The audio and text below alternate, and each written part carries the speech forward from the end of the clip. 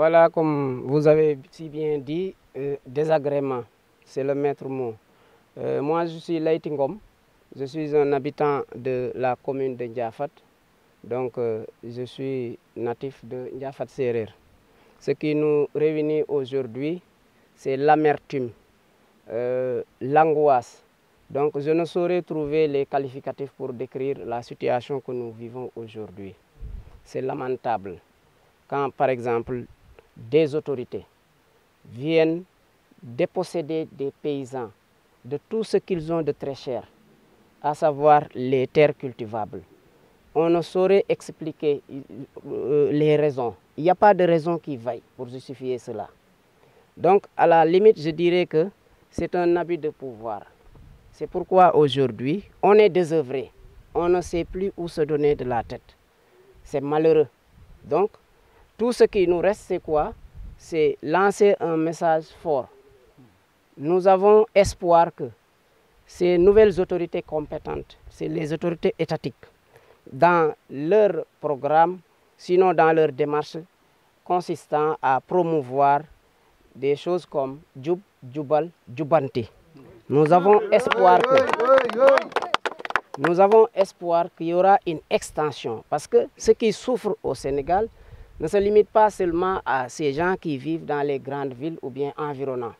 Nous qui sommes des populations de profondeur, donc nous sommes aussi frappés par ces injustices-là.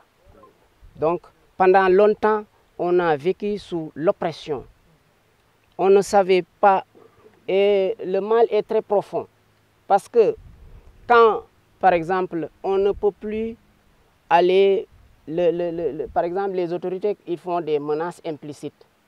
Quand on nous a convoqués, on dit on n'est pas d'accord, il dit si vous n'êtes pas d'accord, allez vous prendre auprès du sous-préfet. Ça, c'est un message fort. Ça veut dire que je m'en tape. Donc, que vous alliez au sous-préfet, auprès du sous-préfet ou ailleurs.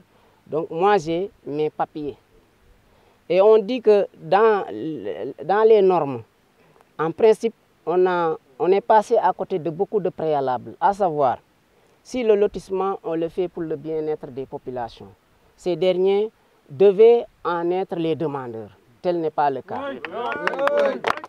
Nous n'avons jamais demandé de lotissement. Parce qu'à Ndiafat, on ne vit pas on ne vit pas de promiscuité. Si vous entrez dans, les gens vivent de façon très aisée. Maintenant, ce qui a motivé, sinon le prétexte qu'ils ont donné, c'est qu'il y a des gens qui ont demandé, qui ont fait l'expression de besoin. Ce qui est totalement faux. Parce que un lotissement qui voit le jour en 2022, en fin 2022, alors que les papiers étaient déjà disponibles en 2021. Ça veut dire qu'il y a anguille sur roche. Maintenant, comme je viens de le dire, on n'est pas d'accord. On est contre le lotissement. Que ça soit 2 hectares, 3 hectares, 200 hectares. Donc, on n'est pas d'accord sur le principe du lotissement. Ici, on est en zone rurale. L'activité principale génératrice de revenus, c'est l'agriculture. Maintenant, lors du conseil, lors de la réunion, donc la réunion d'information, alors que les papiers étaient déjà signés, donc j'ai posé un certain nombre de questions. Pourquoi cet empressement? Et l'autorité a dit, ne vous inquiétez pas, vous allez en bénéficier. J'ai dit, si je donne l'exemple de ce vieux qui vient de parler, il a perdu 11 hectares. Maintenant, le vieux, en temps normal, il exploitait les 11 hectares. Il peinait à joindre les 2 bouts. Quand maintenant vous lui dites, parmi ces 11 hectares, vous disposez seulement de 35%. Que va-t-il faire? Que va-t-il devenir? Comment va-t-il trouver les moyens pour subvenir aux besoins de sa famille? Ça, c'est un problème fondamental. Malheureusement, puisque c'était un débat, quand on soulève des inquiétudes, normalement, l'autorité est censée nous rassurer. Tel n'était pas le cas. Tout ce qu'ils ont dit, c'est qu'on verra de toutes les façons, il n'y aura pas de dommages. Je vais m'arranger à ce que tout un chacun se sente à l'aise sur la nouvelle situation. Ça, c'est un problème. ça fait dans l'ordre des 150 hectares et plus. Donc, c'est trop. Je dis, nous n'avons plus où cultiver. Derrière Ndiafat, il n'y a rien, c'est la mer. Donc, on est déjà frappé par l'avancée extraordinaire du sel. Donc, ce qui fait que de l'autre côté, il n'y a plus de rendement. Durant l'hivernage, les champs qui sont là-bas sont inondés. Donc, tout ce qui reste, c'est cet espace-là.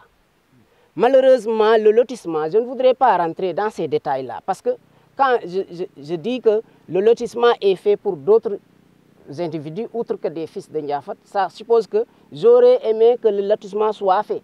Mais je dis que je réitère ma position, on n'est pas d'accord sur le lotissement. Mais bien sûr, comme j'ai dit, un vieux qui subvenait à ses besoins et qui peinait à joindre les deux bouts malgré la possession ou bien l'exploitation à 100% de ses terres. Maintenant, s'il se retrouve à 35% de ses biens, mais vous imaginez. Et puis autre chose, tel que le lotissement a été fait, si je ne m'abuse, 25 ou bien 15 mètres sur je ne sais quoi, je ne maîtrise pas trop, sur 20. Maintenant, un paysan, vous lui donnez une parcelle, un paysan, un habitant en zone rurale, en zone défavorisée, zone déshéritée, vous lui donnez une parcelle, 15 mètres sur 20.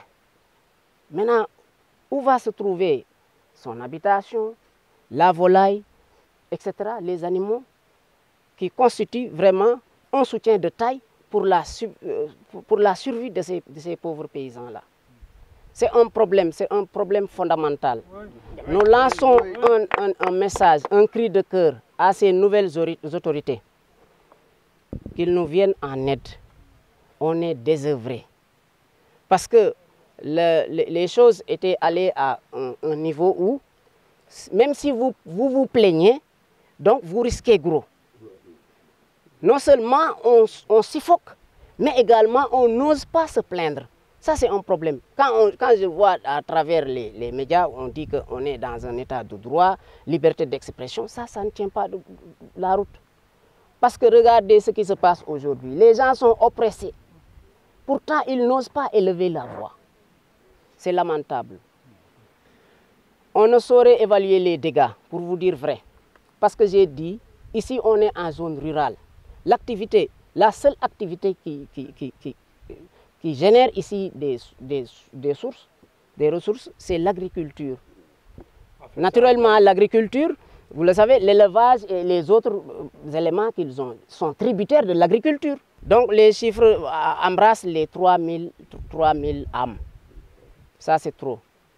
Maintenant, sur la forme, je voudrais revenir parce qu'un conseiller nous a fait savoir que le sous-préfet, qui du reste est le représentant du président de la République, lors d'une réunion récente qu'ils ont tenue ici au niveau du conseil local, a fait savoir qu'il n'a jamais été au courant d'un lotissement. Ça, c'est un problème. Quelle administration avons-nous à partir de ce moment? Parce que je me réveille dans ma maison, il y a des modifications. Quelqu'un qui est un subalterne, il vient, il fait des travaux, alors que moi-même, je ne suis pas au courant.